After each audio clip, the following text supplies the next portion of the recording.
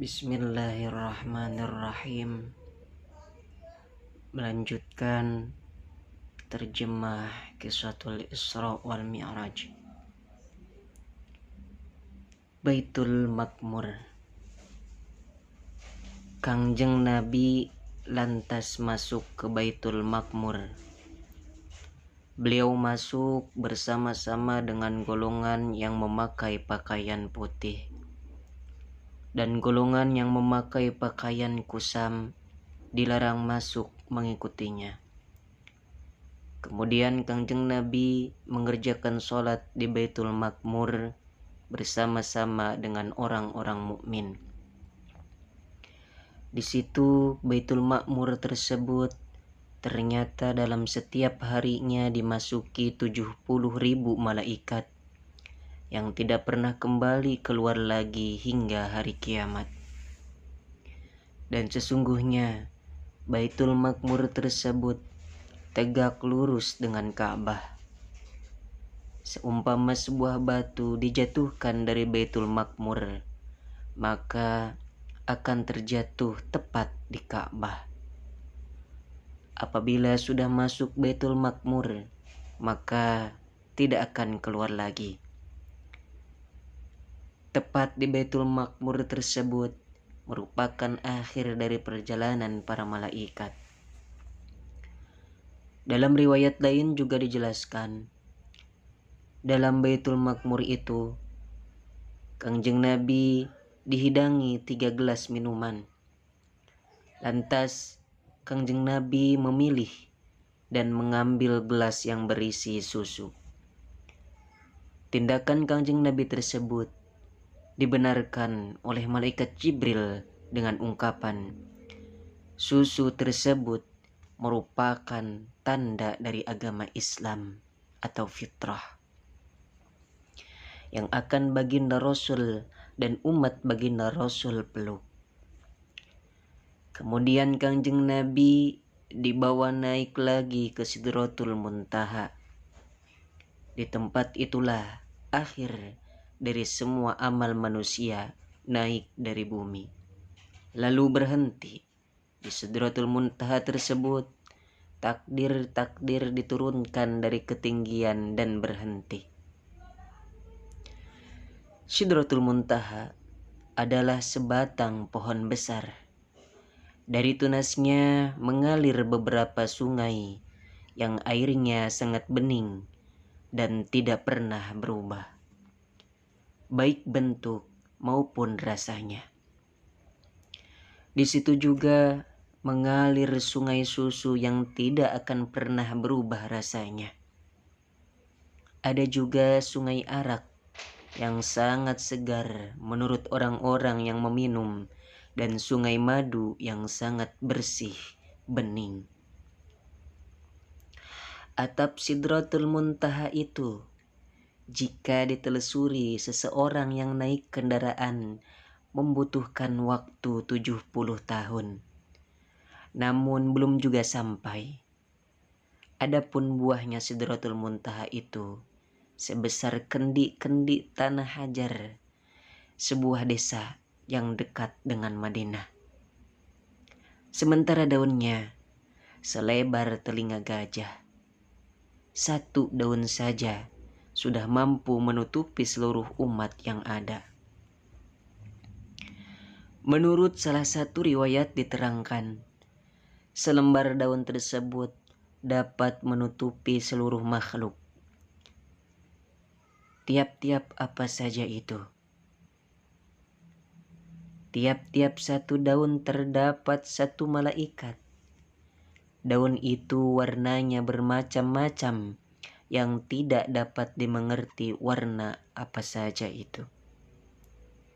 Ketika ada suatu perkara yang menutupinya, sebab perintah Allah Subhanahu wa Ta'ala, lantas berubah menjadi intan baiduri, yakut, dan zabarjud. Tidak ada seorang pun yang sanggup memberi sifat dan menggambarkan keadaan Sidratul Muntaha. Dalam setiap daun terdapat belalang emas. Dari tunas pohon Sidratul Muntaha tersebut mengalir 4 sungai yang masuk ke surga. Adapun yang 2 mengalir keluar ke bumi. 2 yang terlihat dan 2 tidak terlihat. Kangjeng Nabi bertanya, "Sungai apakah itu ya Jibril?" Jibril berkata, 2 sungai yang tidak terlihat itu mengalir ke dalam surga. Adapun 2 sungai yang terlihat itu adalah sungai Nil, Mesir, dan sungai Furat, Irak. Menurut salah satu riwayat dijelaskan, di dalam Sidratul Muntaha, Kangjeng Nabi sempat melihat malaikat Jibril memiliki 600 sayap. Tiap-tiap sayap tersebut sanggup menutupi jagat raya. Dan dari tiap-tiap sayapnya Jibril itu bertaburan intan dan yakut. Dari mana asalnya? Tidak ada yang tahu kecuali Allah Subhanahu wa ta'ala. Lalu Kangjeng Nabi berjalan menelusuri tepi Telaga Kausar hingga masuk ke dalam surga. Tiba-tiba Kangjeng Nabi di dalam surga melihat beberapa hal yang tidak dapat terlihat oleh mata, tidak dapat didengar telinga, dan tidak pernah terlintas di hati. Kangjeng Nabi kemudian melihat sebuah tulisan di pintu surga. Memberi sedekah itu pahalanya 10 kali lipat. Dan memberi hutang orang yang membutuhkan itu pahalanya 18 kali lipat. Lantas Kangjeng Nabi pun bertanya, "Jibril, bagaimana bisa orang yang memberi hutang itu lebih utama daripada sedekah?" Jibril menjawab, "Sebab orang yang meminta-minta itu masih memiliki kelebihan sesuatu. Sedangkan orang hutang itu tidak akan berani hutang kecuali membutuhkan." Kangjeng Nabi kemudian berjalan-jalan di surga. Tiba-tiba saja beliau berjumpa dengan sungai susu yang tidak akan pernah berubah rasanya, dan sungai khamr yang sangat lezat menurut orang-orang yang minum, dan sungai madu yang sangat bening. Di dalam surga bertaburan rumah-rumah kecil yang terbuat dari lu'lu', mutiara, dan beberapa buah delima yang besarnya sebesar timba-timba. Menurut salah satu riwayat diterangkan, di dalam surga terdapat buah delima yang besarnya sebesar kulit unta, yang ada muatannya, dan burung-burung surga itu sebesar unta Khurasan yang memiliki 2 punuk atau 2 punggung. Sahabat Abu Bakar berkata, "Ya Rasulullah, apakah dagingnya nikmat?" Kangjeng Nabi berkata, "Saya pernah memakan daging burung itu. Sungguh dagingnya benar-benar nikmat, melebihi kenikmatan seluruh daging yang pernah aku rasakan. Dan saya berharap kamu bisa makan daging burung tersebut." Lalu Kangjeng Nabi melihat Telaga Kausar yang di 2 tepinya terdapat rumah-rumah kecil yang terbuat dari mutiara yang dilubangi. Tanahnya berbau harum seperti minyak misik. Lantas Kangjeng Nabi diperlihatkan batu dan besi di neraka. Di situ tempat kemurkaan, kutukan, dan siksaan Allah Subhanahu wa ta'ala. Seumpama batu dan besi dilemparkan ke dalam neraka, tentu akan hancur binasa dan meleleh. Di dalam neraka tiba-tiba ada sekelompok orang atau umat yang semuanya memakan bangkai. Kangjeng Nabi bertanya, "Siapa mereka ya Jibril?" Jibril menjawab, "Mereka adalah orang-orang yang pekerjaannya suka memakan daging manusia. Artinya, orang-orang yang gemar mengumpat. Di situ, Kangjeng Nabi melihat malaikat Malik, penjaga neraka. Wajahnya selalu terlihat sadis dan memancarkan aura kemarahan yang sangat membara. Kangjeng Nabi mengawali berucap salam kepada malaikat Malik. Lalu pintu neraka ditutup untuk menghormati Kangjeng Nabi.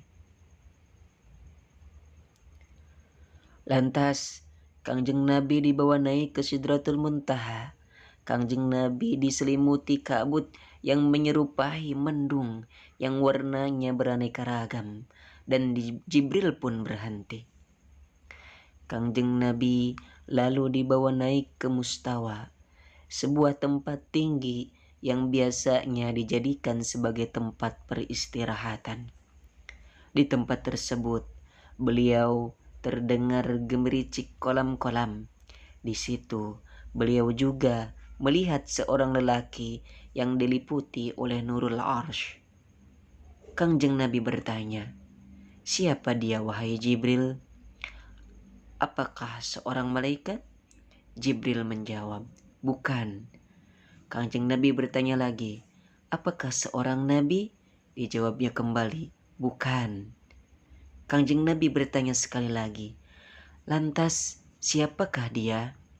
Dan dijawablah, "Dia adalah seorang lelaki yang semasa hidup di dunia lisannya selalu basah sebab dibuat zikir kepada Allah Subhanahu wa ta'ala, dan hatinya selalu terikat erat, sambung berpikir berangan-angan dengan masjid, serta tidak pernah memusuhi, tidak pernah menyakiti hati kedua orang tuanya."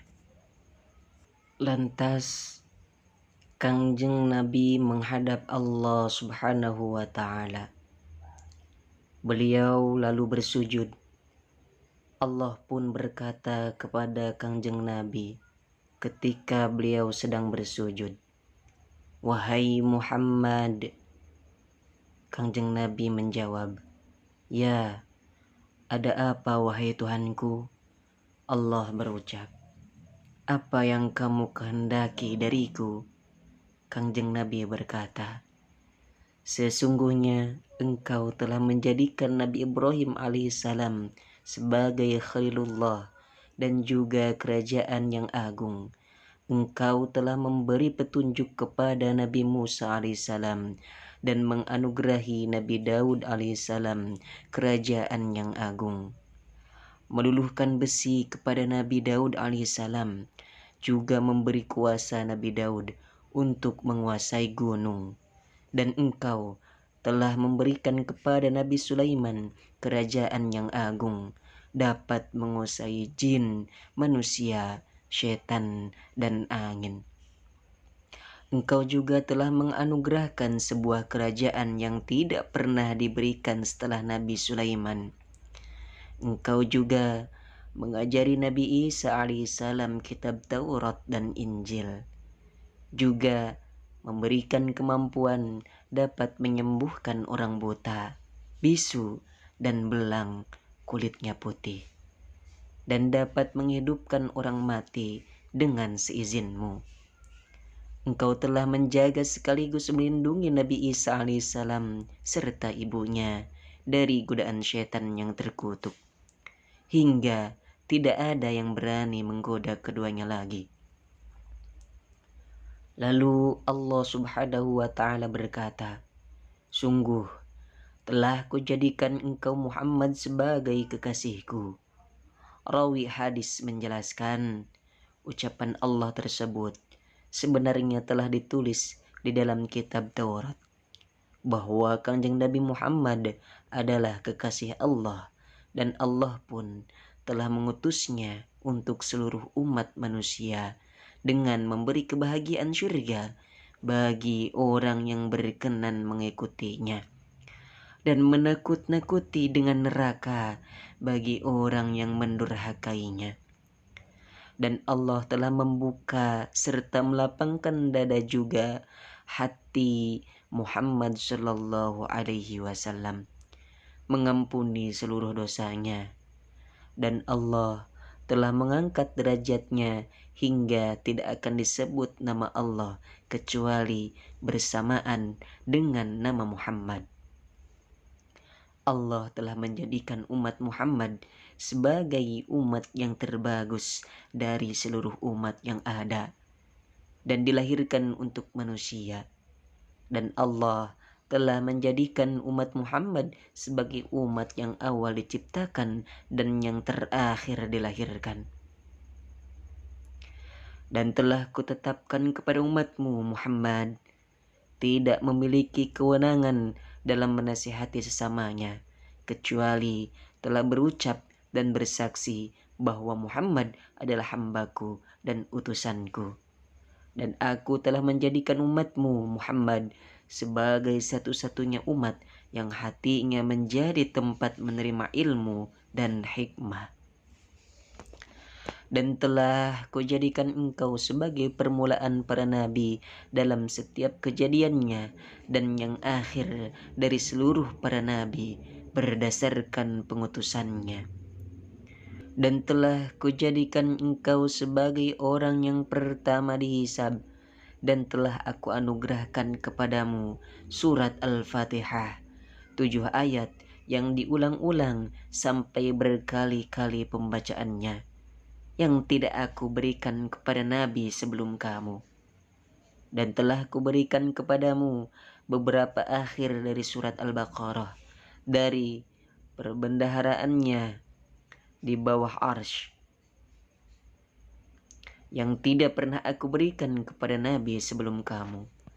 Dan engkau telah aku anugerahi Al-Kautsar, telaga Kautsar. Saya juga telah memberimu 8 keutamaan: Islam, hijrah, kebenaran, puasa Ramadan, amar ma'ruf, dan nahi mungkar. Dan sesungguhnya aku mulai hari ini telah memberi mandat kepada seisi langit dan bumi, telah kuwajibkan kepadamu dan kepada umatmu untuk mengerjakan sholat 50 kali. Maka kerjakanlah sholat tersebut. Dan dalam salah satu riwayat dijelaskan, Rasulullah Muhammad dianugerahi sholat 50 waktu. Beberapa ayat terakhir dari surat Al-Baqarah, dan Allah telah mengampuni dosa-dosa umat Muhammad kecuali dosa musyrik, menyekutukan Allah. Dari umat Muhammad dengan sesuatu hal yang bersifat merusak keimanan. Lantas tersibaklah kabut yang menyilaukan yang berasal dari nur Kanjeng Nabi Muhammad. Kemudian Jibril memegang erat-erat tangan Kanjeng Nabi, lalu cepat-cepat mengundurkan diri. Setelah itu Kanjeng Nabi mendatangi Nabi Ibrahim alaihissalam. Nabi Ibrahim tidak berkata apa-apa. Kemudian Kanjeng Nabi mendatangi Nabi Musa alaihissalam. Nabi Musa alaihissalam berkata, "Aku adalah sebagus-bagusnya teman bagimu."